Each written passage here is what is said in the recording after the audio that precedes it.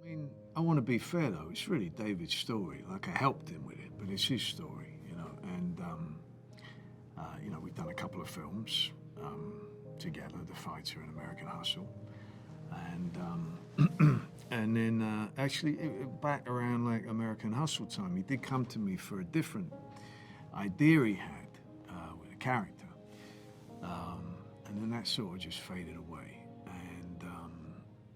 And then he gives me a buzz, and we met at a nice old greasy spoon diner called the Early World that we used to meet at, which sadly is closed down now. And it's where we always met whenever we would talk about maybe making a project together, starting with The Fighter. And he sat me down and he wanted to talk all about the Dulles brothers. And so we talked a bit about that, and then you know, the way David works, it's not like a linear thing. He's got like all these ideas, sort of satellites going around. But I love the way he thinks, and I love working with him. You know, we knew we had a good working relationship, and we liked the results. He's somebody who's been through hell, but he's a real optimist. You know, that's the thing. Like his, you know, mantras were kind of eyebrows up, and this sort of a wonderful openness to life, refusing to go numb, you know, from his experiences. And also remember, this is obviously set like, you know, Depression era America, so tough times.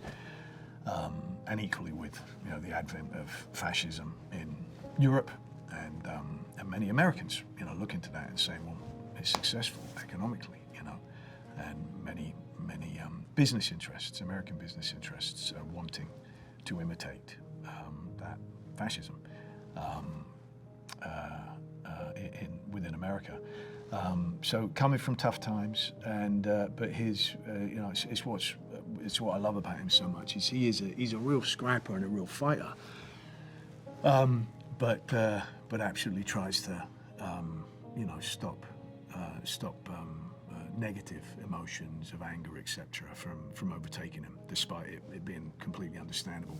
So he's a very inspiring guy, you know, in that way. First, Bert and Harold, who were looking out for each other, make a pact, you know, to look out for each other in the war, and then they are treated by this nurse who appears out of nowhere and is pulling metal out of them, you know, the shrapnel and stuff, and making art out of it, and she seems wacky and nuts, and they love her for that. And then they form a pact, the three of them, and then they have these kind of halcyon days in Amsterdam, and hence that's why David and me always just called it Amsterdam, and then we went through a variety of different names instead of, and it just came back to like, well, we always called it Amsterdam, let's leave it at that, it's great.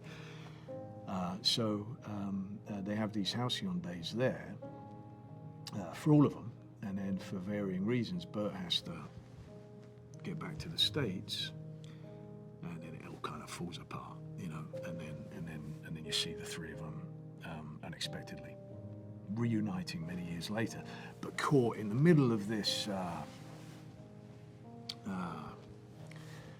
crime that they're accused of, that feels like a small thing, but ends up being this bloody, you know, global, really global-sized conspiracy. Satisfaction of seeing something from the absolute birth of sitting in Early World with David, with him going, I've got an idea, and let's talk about the Dulles brothers. And then they had nothing to do with the film, right? So we moved on from that. But just knowing and seeing it, and seeing him gradually building that story, and my input about Bert and who Bert was, and that, it's wonderfully satisfying, you know? It's truly kind of, as we called it, baked in. Like it was just sort of, when you prep for that long, oh man, it's just in your bones.